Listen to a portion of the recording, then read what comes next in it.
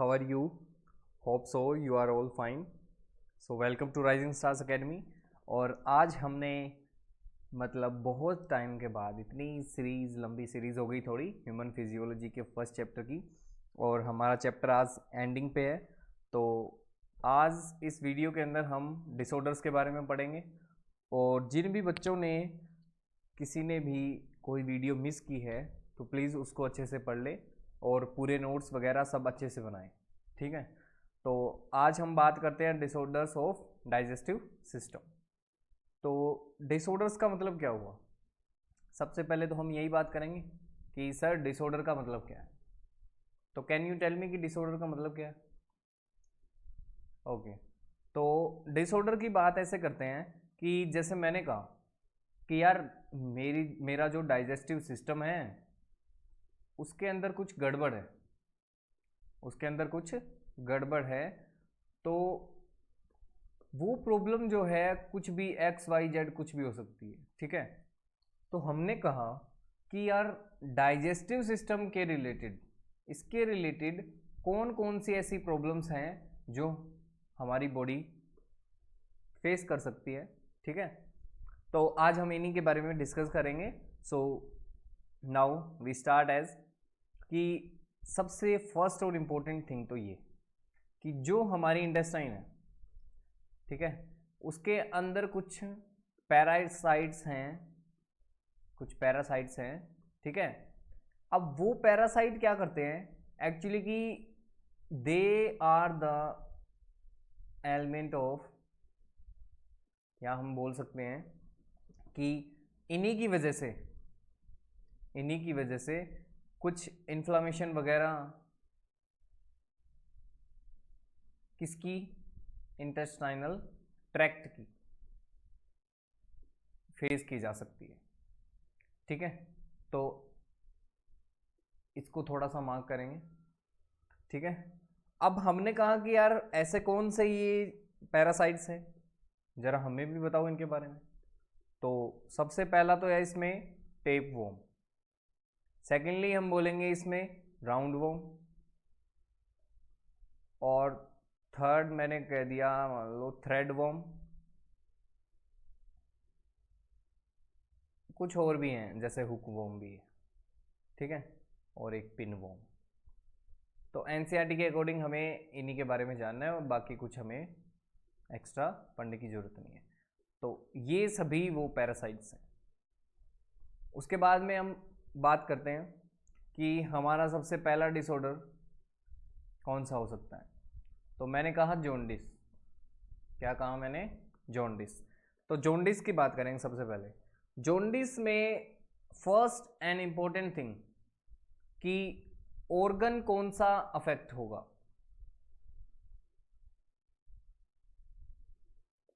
कौन सा organ affect होगा इसमें? कैन यू टेल मी?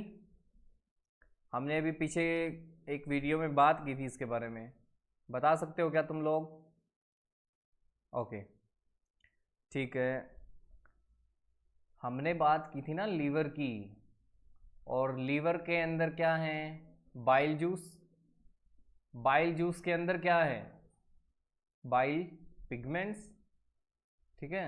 और जो है एक्स्ट्रा वो तो मैंने पहले बता दिया, लेकिन अभी यहाँ पे हमें बाइल पिगमेंट्स की ज़रूरत है। इसमें बाइल पिगमेंट में भी biliverdin and the second is bilirubin, ठीक है। तो ये दो, सॉरी ये नहीं, बिली वर्डिन और बिली रूबिन। तो इसमें से जो ये बिली रूबिन है, जब ये इंक्रीज हो जाता है, जब ये क्या हो जाता है? इंक्रीज हो जाता है, तब हम बोलते हैं एक कंडीशन आती है, उसको हमने कहा जॉन्डिस, ठीक है। अब मैंने कह दिया कि भाई ऑर्गन तो इसमें कौन सा अफेक्ट होगा? लीवर, ठीक है जी, लीवर अफेक्ट हो गया। अब और कौन सा ऑर्गन है जो इसके साथ साथ अफेक्ट हो सकता है? बताओ।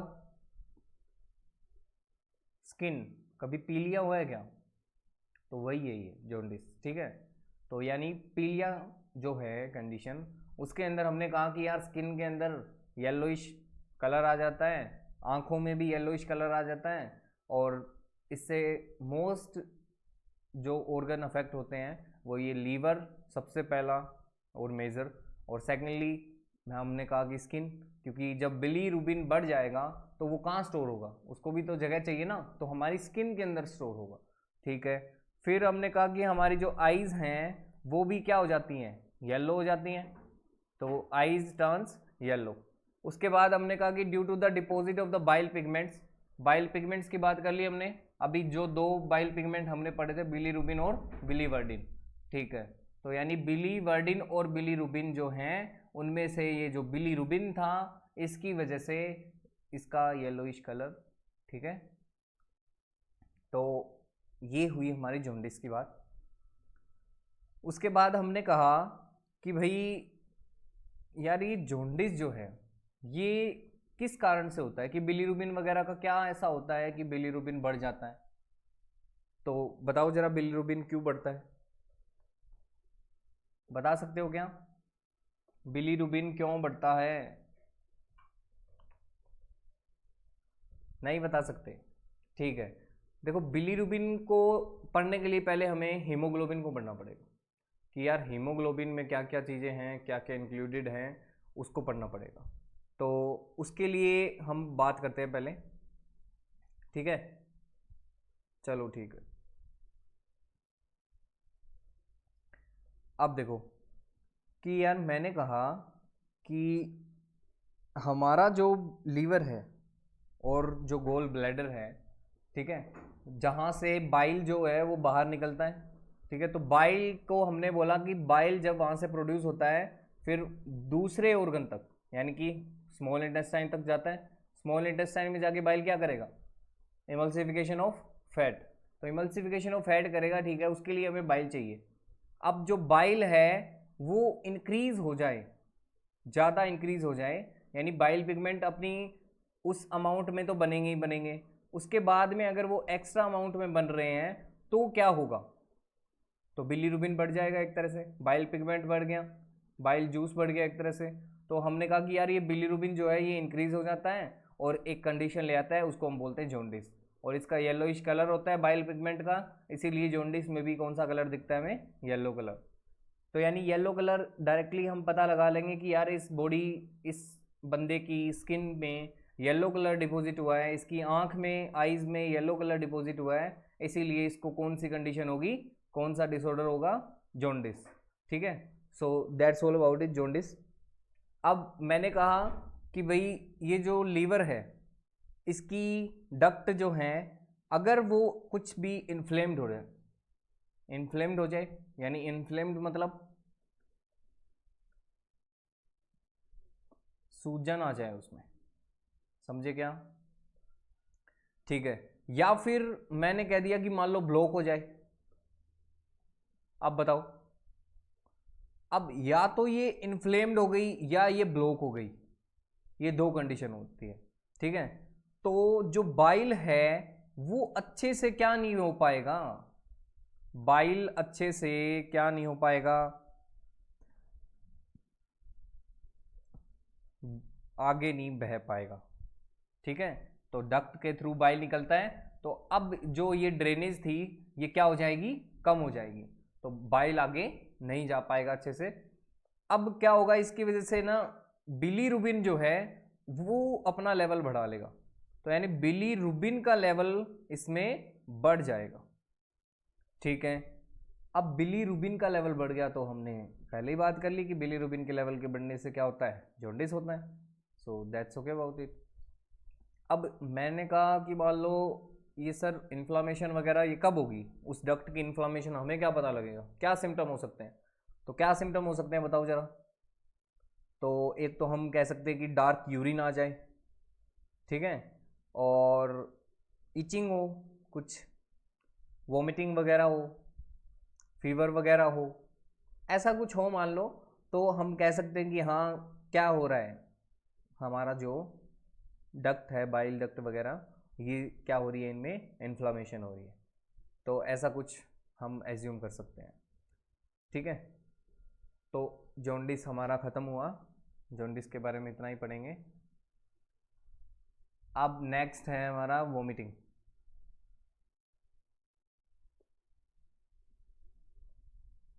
वॉमिटिंग में बताओ जरा।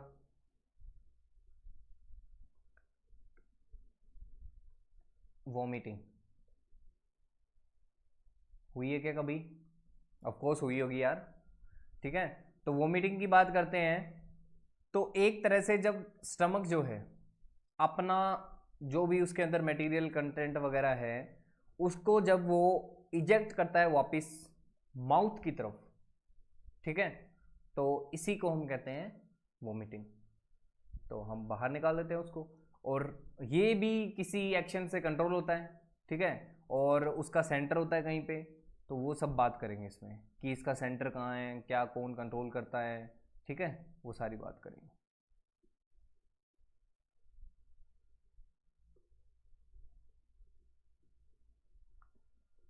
ठीक है,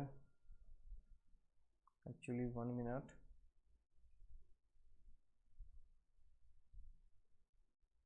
ठीक है, देखो हमने कहा वोमिटिंग की बात करते हैं। तो एक तरह से जब स्टमक जो है ejection of material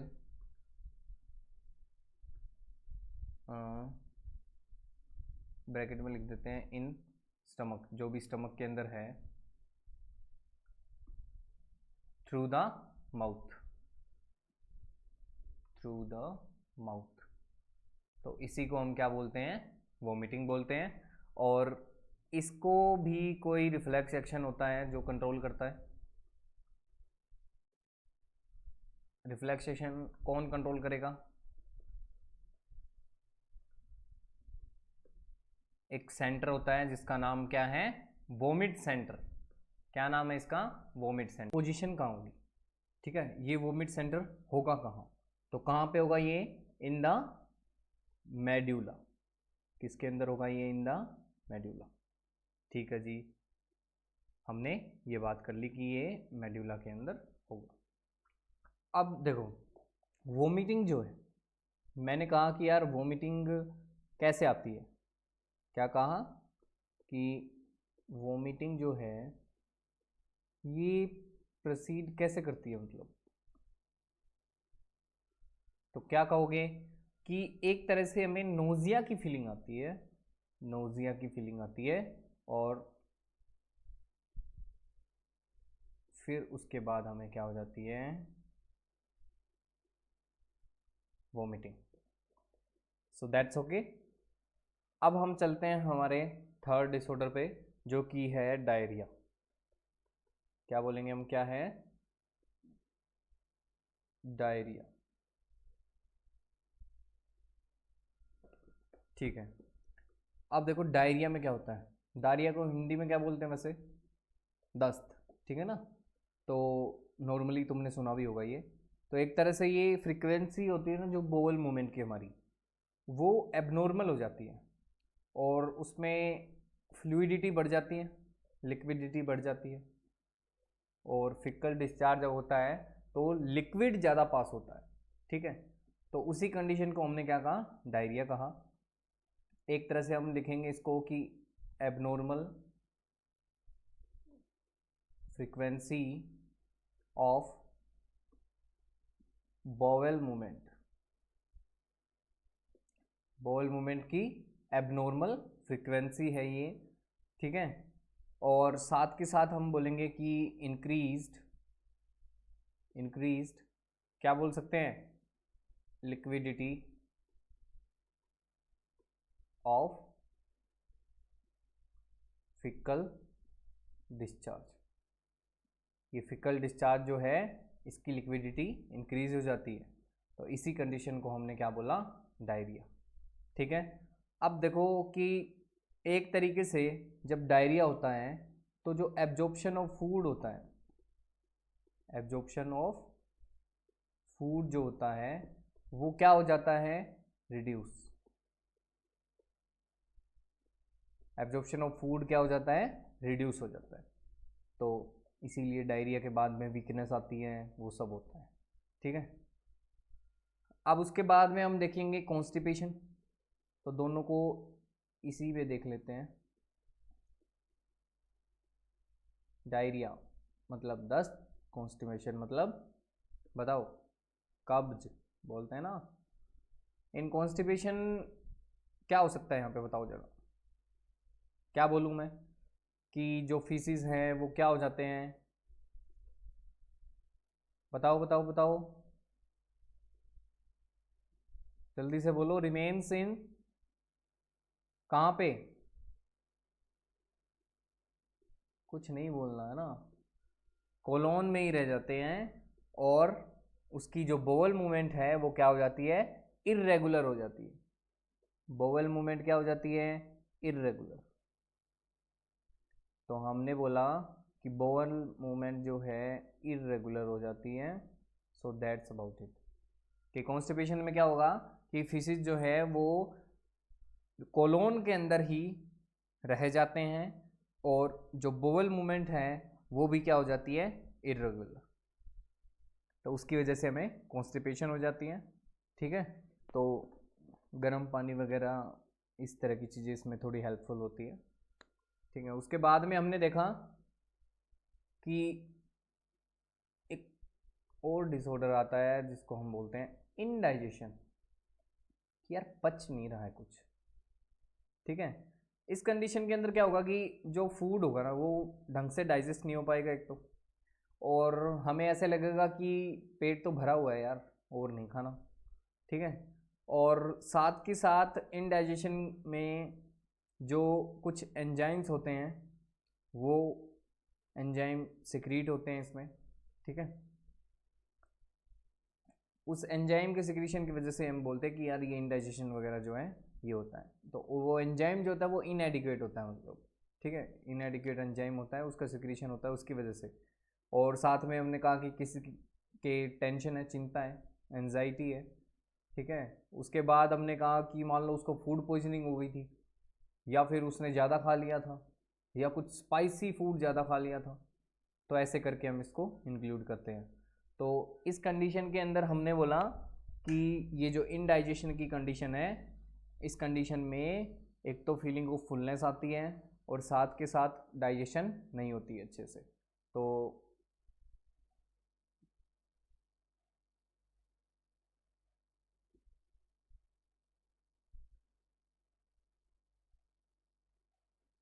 digestion of food is not proper, ये प्रॉपर नहीं होता है। ठीक है, और क्या बोलेंगे हम, एक feeling of fullness, feeling of fullness आती है। ठीक है, और जो इस इनडाइजेशन के कोज हैं, मान लो इसके कोज के बारे में हम बात करते हैं। ठीक है, ये कोज, तो हमने कहा कि यार कुछ इनएडिक्वेट एंजाइम होते हैं, इनएडिक्वेट एंजाइम, उनकी सिक्रीशन की वजह से। तो हमने कहा कि इनएडिक्वेट एंजाइम सिक्रीशन की वजह से, और सेकेंडली हम बोल सकते हैं किसकी वजह से, एंजाइटी। और उसके बाद हमने कहा फूड पॉइजनिंग। ठीक है जी, फूड पॉइजनिंग भी हो गया। और कुछ हो सकता है क्या, मान लो ओवर ईटिंग हो गई, और कुछ, और भी कुछ एक हो सकते हैं जैसे स्पाइसी फूड वगैरह कुछ ज़्यादा खा ले। तो इन सब की वजह से ये इनडाइजेशन डिसऑर्डर देखा जाता है। सो हमने सारे डिसऑर्डर पूरे कर लिए हैं। ठीक है, तो एनसीईआरटी के अकॉर्डिंग ये सारे डिसऑर्डर्स हो गए एक तो हमारे। और अब इसके बाद हमें क्या करना है, एक पीईएम नया टॉपिक जो जुड़ा था एनसीईआरटी में, उसके बारे में बात करें। ठीक है, अब तो ये नया नहीं रहा वैसे। तो पीईएम, पीईएम का मतलब क्या हुआ, कैन यू टेल मी। चलो आगे स्लाइड में देखते हैं, पीईएम मतलब क्या हुआ, बोलो, बता सकते हो क्या, लिखा पड़ा है, पागलो बता सकते हो। ठीक है, प्रोटीन एनर्जी माल न्यूट्रिशन, प्रोटीन एनर्जी माल न्यूट्रिशन, माल न्यूट्रिशन मतलब कमी। ठीक है, यानी कुपोषण टाइप। तो अब इसमें क्या देखा जाता है कि कुछ डाइटरी डेफिशिएंसी हो जाती है प्रोटीन की और कैलोरी की, इन चीज़ों की। उसकी वजह से हमने बोला कि प्रोटीन माल न्यूट्रिशन या प्रोटीन एनर्जी माल न्यूट्रिशन देखा जाता है। तो इसके अंदर ये बहुत सारे अंडर डेवलप्ड कंट्रीज़ में फैला हुआ है बहुत तगड़े तरीके से, ठीक है। जैसे कि अंडर डेवलप्ड कंट्रीज़ में कौन कौन है, साउथ हो गया, और साउथ में कौन, साउथ ईस्ट एशिया, और कौन, साउथ अमेरिका हो गया, इधर वेस्ट हो गया, उधर सेंट्रल अफ्रीका हो गया, ये सब हो गए, ठीक है। तो यहाँ पे ज़्यादा देखा जाता है क्योंकि ये अंडर डेवलप्ड कंट्रीज़ हैं। अब हमने कहा कि यार प्रोटीन एनर्जी मालन्यूट्रिशन जो है ये कुछ एक बड़ी पॉपुलेशन को इफेक्ट कर सकता है। किस टाइम कर सकता है बताओ, सोचो जरा, कॉमन सेंस लगाओ कि किस टाइम कर सकता है।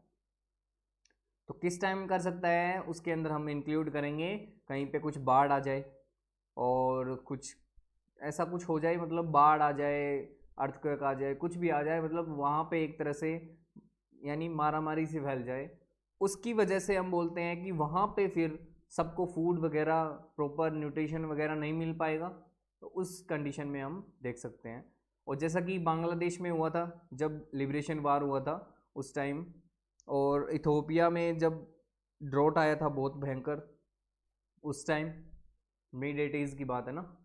तो अब हमने कहा कि जो प्रोटीन एनर्जी मालन्यूट्रिशन है ये छोटे बच्चों को और नवजात शिशुओं को ही अफेक्ट करता है, ठीक है। और उसमें 2 टाइप के डिजीज़ कर देता है। तो 2 टाइप में कौन कौन आएंगे, तो 2 टाइप में हमने इंक्लूड किए कौन कौन से। एक तो हमारा ये देखो यहाँ पे हम इसको मेंशन करते हैं, एक तो मरासमस, और सेकेंडली हम बोलेंगे कि क्वाशियोरकर, क्वाशियोरकर।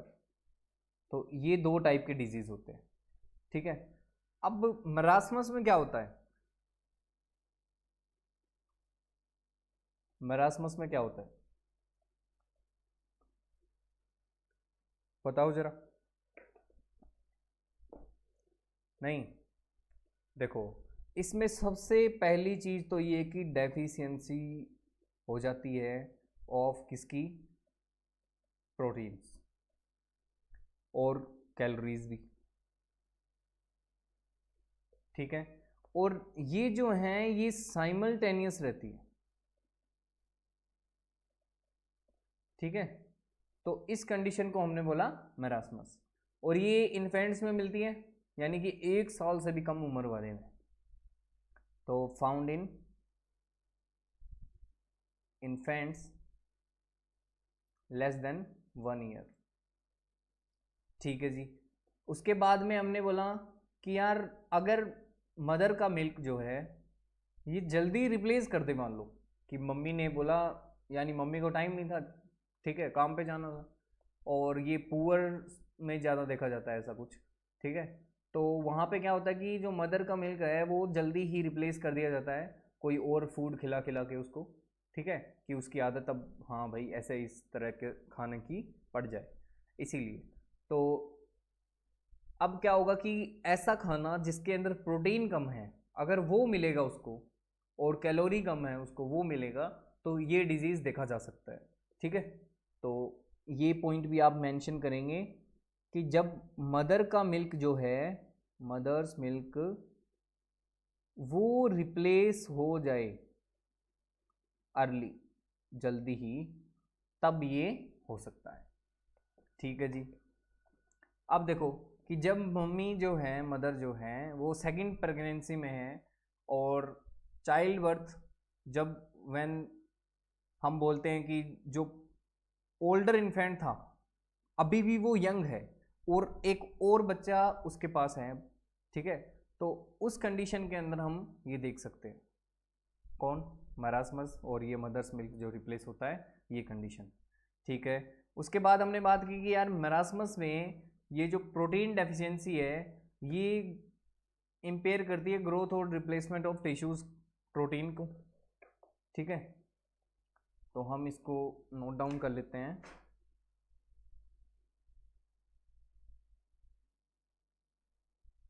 ठीक है, हमने कहा ये मेरास्मस को ही हम कंटिन्यू कर रहे हैं। हमने कहा कि जो भी मरासमस के अंदर ये जो प्रोटीन डेफिशिएंसी होती है ये ग्रोथ और रिप्लेसमेंट ऑफ टिश्यू प्रोटीन को इम्पेयर करती है। ठीक है, सेकंड हमने कहा कि कुछ एक्सट्रीम डेफिशिएंसी इम्पेयर करती है इसको। ठीक है, और एक्सट्रीम जो बॉडी के अंदर हम देखेंगे कि लिम्स जो हैं बिल्कुल पतले पतले हो जाएंगे, थिन हो जाएंगे, स्किन जो है वो ड्राई हो जाएगी, थिन हो जाएगी, रिंकल्ड हो जाएगी, ऐसा कुछ हो जाएगा। ठीक है, तो यानी कि ग्रोथ रेट जो है और बॉडी का वेट जो है वो कंटिन्यूसली क्या होगा, कम होगा, डिक्लाइन होगा। और जो ग्रोथ और डेवलपमेंट ब्रेन और मेंटल फैकल्टी की है वो भी इम्पेयर्ड हो जाएंगी। ठीक है, तो इसकी हमने बात की यहाँ पे। एक तो हमने कहा कि थिनिंग ऑफ लिम्स होगा, दूसरा हमने कहा जो स्किन है वो क्या हो जाएगी, ड्राई हो जाएगी, और क्या हो सकती है, ड्राई के साथ साथ थिन पतली हो सकती है, और क्या क्या हो सकती है, रिंकल्ड हो सकती है। ठीक है, इस टाइप से। तो जो ग्रोथ है बॉडी की, यानी जिस रेट से बॉडी ग्रो कर रही थी वो, और साथ में उसके बॉडी का वेट, ठीक है, बॉडी का वेट, ये दोनों चीज़ें जो हैं ये कॉन्टिन्यूसली क्या करेगी, डिक्लाइन, क्या करेगी, ये डिक्लाइन करेगी। ठीक है, डिक्लाइन मतलब कम, डिक्रीज होंगी। ठीक है, उसके बाद हमने कहा कि इसके अंदर ग्रोथ और डेवलपमेंट ब्रेन की जो है, ब्रेन की जो ग्रोथ और डेवलपमेंट है ऑफ ब्रेन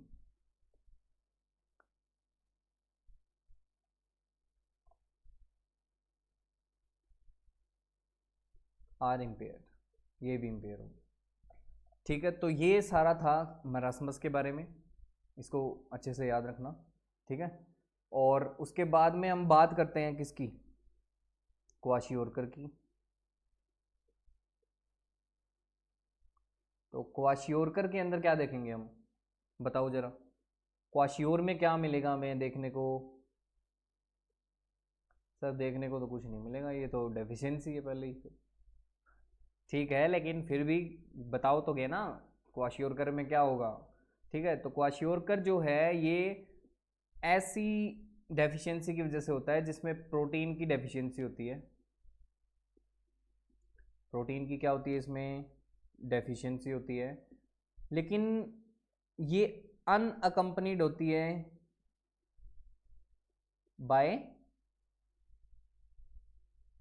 कैलोरी डेफिशिएंसी।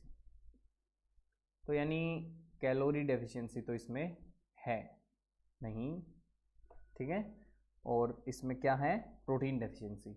तो कैलोरी डेफिशिएंसी इसमें नहीं है, अनअकम्पनीड है, इसके साथ नहीं है यानी। तो अब हमने कहा कि इसके अंदर क्या होगा, तो ये ऐसे होता है कि जब मदर का मिल्क जो है वो हाई कैलोरी लो प्रोटीन डाइट के साथ अगर रिप्लेस कर दिया जाए तो बच्चे के अंदर क्या होगा कि जब बच्चा 1 साल से कुछ ज़्यादा का हो जाता है उस टाइम ये डिजीज़ देखा जाता है। ठीक है, इसको हम बोलते हैं क्वाशियोरकर। तो सेकेंडली हम पहले ये नोट करेंगे इसमें कि ग्रेटर देन 1 ईयर। ठीक है, और फिर हमने बोला कि जब उसकी डाइट जो है वो क्या होगी, बताओ जरा, हाई कैलोरी लो प्रोटीन डाइट से क्या हो सकती है इसकी, जब रिप्लेस हो जाएगी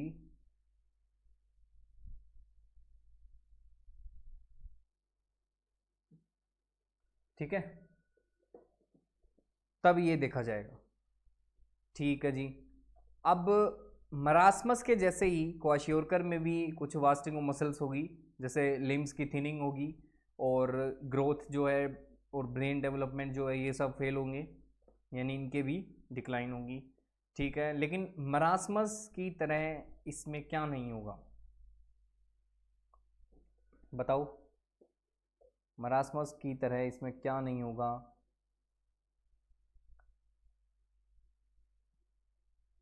बताओ, कि कुछ फैट जो है ये स्किन के अंदर रहेगी अभी भी।